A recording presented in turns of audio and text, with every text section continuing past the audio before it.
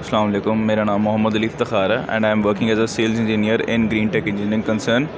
जो हमारी कंपनी का मेन मोटिव है, हम लोग एयर फिल्ट्रेशन प्रोडक्ट सेल करते हैं।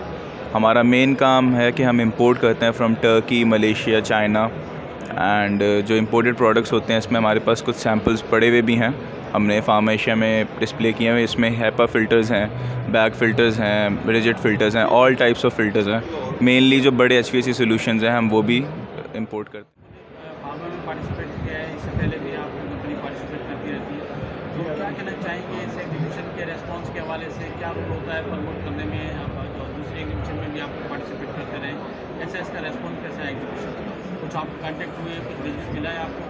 फार्मा एशिया एग्जीबिशन का ये बहुत फ़ायदा होता है कि जो डायरेक्ट टाइकून्स होते हैं फ्रॉम फार्माज इंडस्ट्री, उनसे हमारी डायरेक्ट मीटिंग्स होती हैं। कुछ हमारे ऑनगोइंग क्लाइंट्स होते हैं, उनसे हम बैठ के बात कर सकते हैं। तो ये एक अच्छा प्लेटफॉर्म है कि जिसमें हम रिकनेक्ट कर सकते हैं और काफ़ी नए बिज़नेस कॉन्टैक्ट्स भी हमें मिल जाते हैं। अच्छा सर, ये इम्पोर्ट कर रहे हैं या लोकल मैन्युफैक्चरिंग? नहीं, प्योरली इंपोर्ट करते हैं हम लोग from China and Turkey and Malaysia. अच्छा सर, कौन कौन से सेक्टर में इस्तेमाल हो रही है? जैसे आपने बोला कि मल्टीपल सेक्टर हैं जिसमें आप लोग पार्टिसिपेट करते रहते हैं।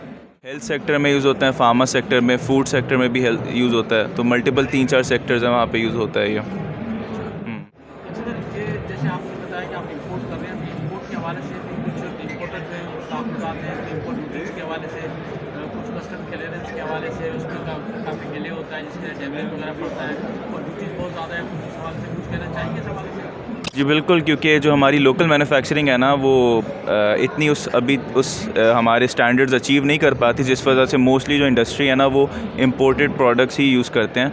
इसमें गवर्नमेंट की तरफ से काफ़ी फ्लक्चुएशंस होती हैं, कभी आपको कुछ रेट डिसाइडेड होता है एंड देन जो चीज़ लैंडेड कॉस्ट होती है वो समथिंग एल्स होती है। तो इसमें काफ़ी प्रॉब्लम्स होती हैं और काफ़ी कॉन्सिक्वेंसेस फेस करने पड़ते हैं। मोस्टली कुछ ऑर्डर्स पे ये भी होता है कि due to the cost, landed cost, वो ऑर्डर्स नहीं मिल पाते।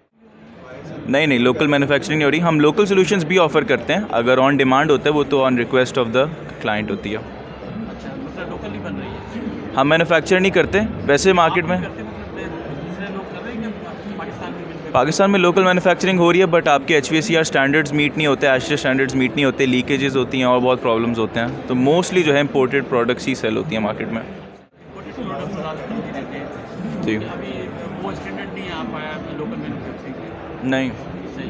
अच्छा, दूसरा जो हमारा जो सेक्टर है उसके जो इम्पोर्ट ड्यूटीज़ है उसके बारे में कुछ कहना चाहेंगे? इम्पोर्ट ड्यूटीज़ लोग कहते हैं बहुत ज़्यादा है, तो 10 से 15% तक होनी चाहिए, लेकिन एक अभी 30-30% तक चली जाती है। जी, मोर देन 30% चली जाती हैं, बहुत ज़्यादा, क्योंकि लैंडेड कॉस्ट है। वही मैंने आपको बात की कि फ्लक्चुएशन बहुत है मार्केट में। अगर इंपोर्ट ड्यूटीज़ कम कर देना तो हमारी इंडस्ट्री में और ज़्यादा बाहर से प्रोडक्ट्स आएंगी और ज़्यादा सेल होंगी, हमारी इकोनॉमी इवनली बेटर होगी। लोग कहते हैं कि इंपोर्ट से इकोनॉमी इतनी नहीं बेहतर होती। हमारा जो, अगर हम इंपोर्ट करेंगे और लेसर ड्यूटीज़ तो ज़्यादा प्रोडक्ट्स आएंगी, ज़्यादा बाय सेल होगा, उसका हमें अल्टीमेटली ज़्यादा ही फ़ायदा होगा। अच्छा, जो है वो प्रमोट हो। अच्छा सर, थोड़ा-सा अपनी कंपनी के बैकग्राउंड के हवाले से बताइए कि आपकी कंपनी कब से एस्टेब्लिश है और कब से आप लोग काम कर रहे हैं? उस हवाले से थोड़ा-सा, और आपके CEO कौन है? आप उसमें डायरेक्ट काम कर रहे हैं कैसे? हमारी कंपनी ऑलमोस्ट 12 इयर्स होने वाले हैं। 2014 में इस्टेब्लिश हुई थी और हमारे CEO इफ्तिखार अली हैं और हम लोग शुरू से ही इंपोर्ट प्रोडक्ट्स पे डील कर रहे हैं। हम लोग के बहुत अच्छे क्लाइंट्स हैं, बहुत। हम लोग नोवाटेक्स है, आगा खान है, लियाकत नेशनल है, हाइनून है, रेमिंगटन फार्मा है, गेट्स फार्मा है। ये मैंने आपको कुछ मेजर नाम्स बताए हैं, बहुत और ऐसे नाम हैं। तो हमारा काफ़ी अच्छा मार्केट में नोन हमारी वैल्यू है, तो इट्स गुड। चाहेंगे, कोई सजेशन देना चाहेंगे हम अपने फार्म के थ्रू? कोई आपकी गवर्नमेंट से कोई डिमांड हो, कोई हाईलाइट करना चाहेंगे?